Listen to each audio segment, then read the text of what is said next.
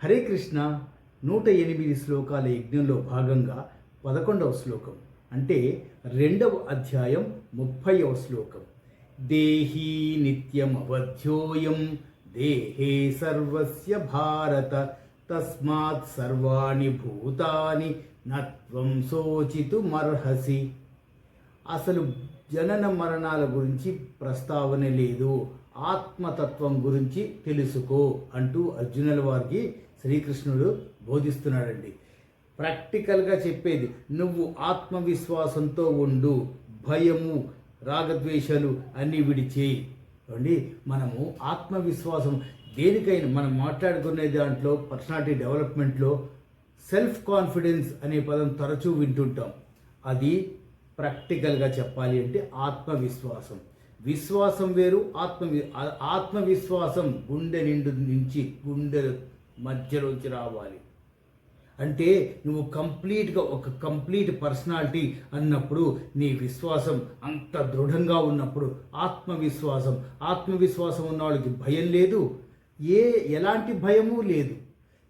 పరీక్షల్లో పాస్ అవుతామో అని భయం లేదు, చావు బతుకుల గురించి భయం లేదు, ఎలాంటి భయాలు లేవండి. అసలు భయం అనే పదానికి డెఫినేషన్ లేదు. ఇప్పుడు ఉన్న టెక్నాలజీతో ముందుకు సాగిపోతూ ఉండాలి. నేను అప్గ్రేడ్ అవ్వను అంటే ఉన్న కాంపిటేటివ్ వరల్డ్లో నిలవలేరు కదా.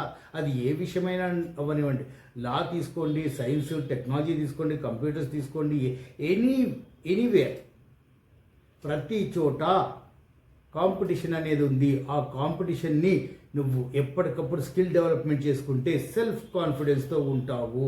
ఆ సెల్ఫ్ కాన్ఫిడెన్స్ ఉన్నంతసేపు నీకు తిరుగులేదు. జయాపజయాలు వస్తూనే ఉంటాయి, కానీ నువ్వు దృఢ సంకల్పంతో దృఢ నిశ్చయంతో ఉన్నావు అంటే ఆత్మవిశ్వాసం ఆటోమేటిక్గా ఉంది. ఆత్మవిశ్వాసంతో ఉన్న వాళ్ళకి తిరుగులేదు. అసలు చిన్న చిన్న ఒడిదుడుకులకి అసలు పట్టించుకోకుండా ముందుకెళ్తూనే ఉంటారు. అలాంటి ఆత్మవిశ్వాసాన్ని ప్రాక్టికల్గా నిజంగా అవలంబించుకుంటే ఇప్పుడు ఉన్న జనరేషను అనవసరమైన ఇబ్బందులు పడిపోవడము, లేదా ఈ శరీరాన్ని హత్య చేయడం, ఆత్మహత్యలు అంటున్నారు. ఆత్మను హత్య చేయరండి, ఈ శరీరాన్ని హత్య చేసి ఈ శరీరంలో ఉన్న ఆత్మని వేరే శరీరంలోకి పంపిస్తున్నారు.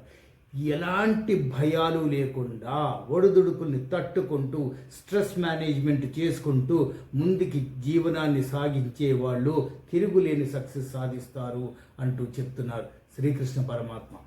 హరే కృష్ణ.